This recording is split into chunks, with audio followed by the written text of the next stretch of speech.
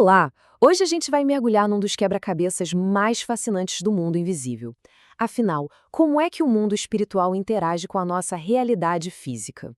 Conforme o entendimento do espiritismo, a resposta se parece muito mais com física do que com mágica, e nós vamos desvendar isso juntos.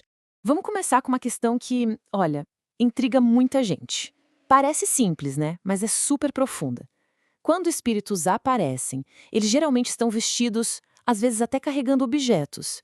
Mas se o corpo e os pertences ficaram para trás, de onde é que vêm essas coisas?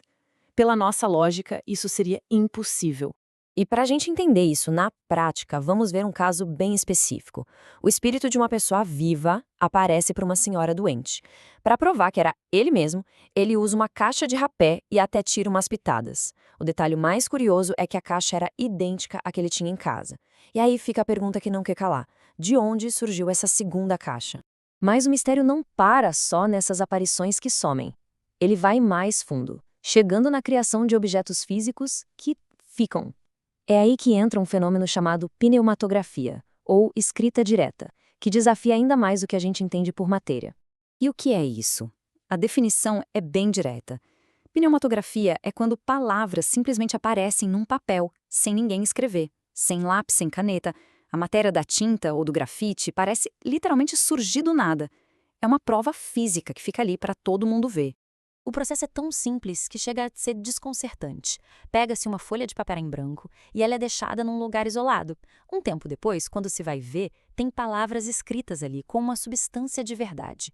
Se não tinha lápis nem tinta por perto, de onde veio essa matéria? Então, como é que se desvenda um mistério desses? Bom, conforme o entendimento do Espiritismo, a solução não veio de uma teoria criada por alguém aqui na Terra. Ela veio de uma comunicação direta. As respostas foram dadas por uma entidade espiritual que se identificou como São Luís, num diálogo que buscava esclarecer exatamente esses pontos. A primeira pergunta foi, sabe, na lata. Aquela caixa de rapé era só uma ilusão, uma imagem projetada pela mente, ou tinha ali algo material de verdade? Essa questão preparou o terreno para uma revelação e tanto sobre a natureza da matéria no mundo espiritual. E a resposta foi clara: não, não era uma ilusão. Os objetos são formados, sim, a partir de um princípio material real. É com a ajuda desse princípio que o perispírito, que é, vamos dizer assim, o corpo fluídico do espírito, consegue criar aparências tangíveis como as roupas. Ok, a pergunta seguinte era a mais lógica de todas. Mas como isso acontece? A primeira ideia que veio à mente foi: será que cada objeto aqui na Terra tem uma cópia, um duplo etéreo lá no mundo espiritual, que os espíritos simplesmente pegam emprestado? Mas a resposta foi ainda mais surpreendente. A realidade, segundo essa explicação, é muito mais fundamental. Não existem cópias de objetos. O que acontece é que os espíritos têm o poder de manipular os elementos materiais primordiais que estão espalhados por todo o universo. Eles atuam como escultores, sabe? Concentrando essa matéria e moldando ela na forma que desejam. E a confirmação veio de forma categórica. A caixa de rapé, as roupas, tudo isso é criado no momento, por um ato de vontade do espírito. Ou seja, não são objetos permanentes, são criações temporárias que são moldadas pela intenção para uma necessidade específica daquele momento. Beleza. Agora que a gente tem essa resposta, vamos entender o mecanismo por trás dessa ideia tão impressionante: a manipulação da matéria cósmica pela força da vontade. A teoria toda se resume a dois componentes principais. O primeiro é a matéria-prima, a matéria cósmica universal, que seria o elemento primordial de onde tudo se origina. E o segundo é a ferramenta para moldar essa matéria, a vontade do espírito, que funciona como uma força ativa, criadora. Para essa ideia não ficar tão abstrata, o próprio espiritismo dá uma analogia ótima. Pensa no vapor de água que está no ar.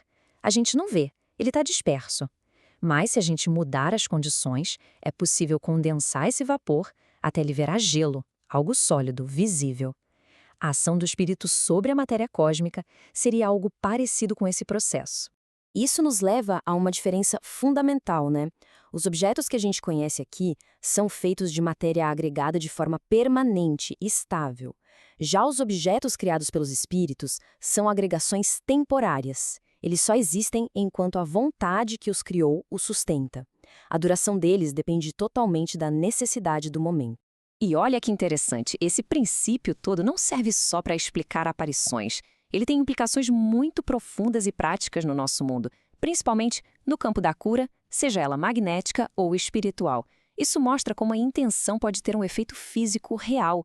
É aqui que a gente faz a conexão. Se a vontade consegue agregar e moldar a matéria cósmica para criar um objeto do zero, ela também consegue atuar sobre a matéria que já está organizada, como os fluidos do nosso corpo, para modificar as propriedades deles e restaurar o equilíbrio. Então, como funcionaria essa cura? De acordo com essa visão, o processo seguiria alguns passos lógicos. A vontade do curador, estando ele encarnado ou não, atua sobre os fluidos vitais. Ao direcionar a vontade para modificar as propriedades desses fluidos, é possível reequilibrar a harmonia do organismo e, com isso, promover a cura. E essa citação aqui, olha, resume o ponto central de toda essa explicação. A vontade não é algo vago, é um atributo essencial do ser pensante, a principal ferramenta, a alavanca que o espírito tem para interagir e influenciar o mundo material, não importa se ele está no corpo ou fora dele. E para a gente fechar, fica uma reflexão bem provocadora, né?